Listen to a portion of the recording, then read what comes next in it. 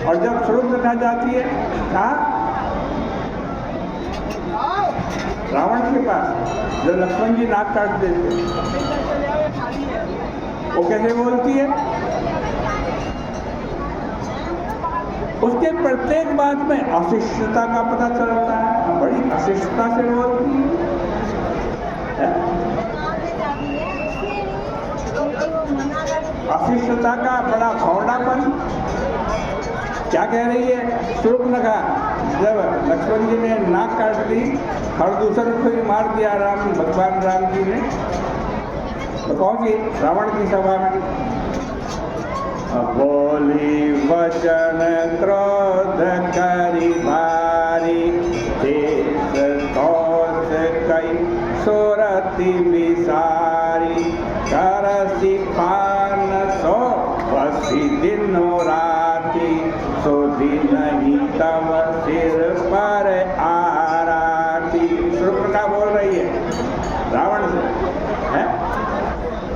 अरे दिन रात मदिरा पीता रहता है, सोता रहता है, तेरे सिर के ऊपर शत्रु खड़े हुए हैं, ऐसा विभीषण बोला कोई? शूर्पणखा बोल रही है। राजनीति बिनु धन बिनु धर्मा, हरहि संभर पे बिनु सत्कर्मा। देखो विभीषण सभा में आकर सबसे पहले क्या करता है? रावण के चरणों को प्रणाम करता है और आदेश पाने के बाद वे रावण से इस व्यवहार को कृपालुता के अनुरूप, कृपालुता के रूप में देखते। शूर्पणखा अपराधिनी होते हुए भी सारा क्रोध रावण के ऊपर आकर के उतारती, बल्कि फटकारती है। वह रावण की कठोर शब्दों में भर्त्सना करती, साहस पूर्वक राजधर्म का उपदेश देती है, उसे शराबी बता करके फटकारती। जबकि विभीषण उपदेश के स्थान पर अपने मत का प्रदर्शन करते और प्रारंभ में ही उसे मति अनुरूप, ये जो मैं कह रहा हूँ, मैं अपनी बुद्धि के अनुसार कह रहा हूँ, आपके ऊपर ना उपदेश कर रहा हूँ ना आदेश कर रहा हूँ, बड़े भाई थे जबकि विभीषण, क्योंकि मति के अनुरूप कहकर अपनी नम्रता का परिचय वो देते। किंतु इससे बढ़कर विडंबना क्या होगी कि रावण शूर्पणखा के व्यवहार पर रंच मात्र भी क्षुब्ध नहीं होते और भुजा पकड़ करके उसे स्नेहपूर्वक समझाने का प्रयास करता, लेकिन विभीषण के सज्जनता पूर्वक किए गए अनुरोध के बदले में उन पर चरण प्रहार करता।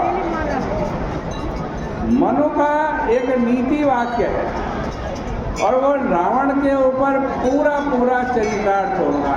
मनु महाराज का क्या है? यत्र अपूज्या पूज्यन्ते, जहाँ अपूजनीय की पूजा हो और पूज्या तिरस्क्रियन्ते, यानी यहाँ पर जिनकी पूजा होनी चाहिए, पूजनीय है, उसका उनका तिरस्कार हो। विभीषण की पूजा होनी चाहिए, उसका सम्मान होना चाहिए, उसका तिरस्कार हो रहा है, लात मार करके उसको भगाया जा रहा है।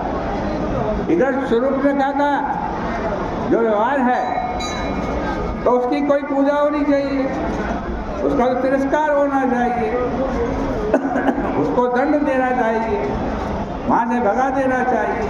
लेकिन रावण शूर्पणखा से बड़ा स्नेह करके बिठाते हैं और विभीषण को लात मार करके भगा देते हैं।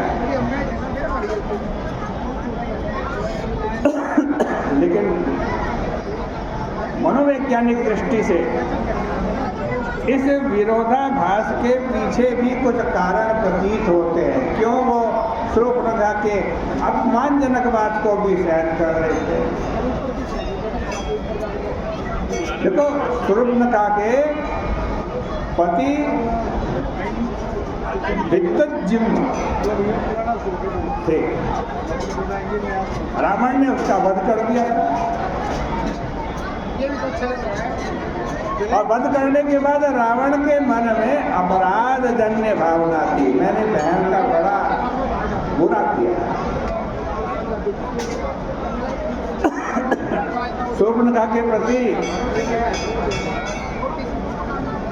उससे इतना बड़ा अन्याय हो चुका है कि वह बाद में उसके व्यवहार को अनदेखा कर प्रायश्चित करता हुआ जान पड़ता।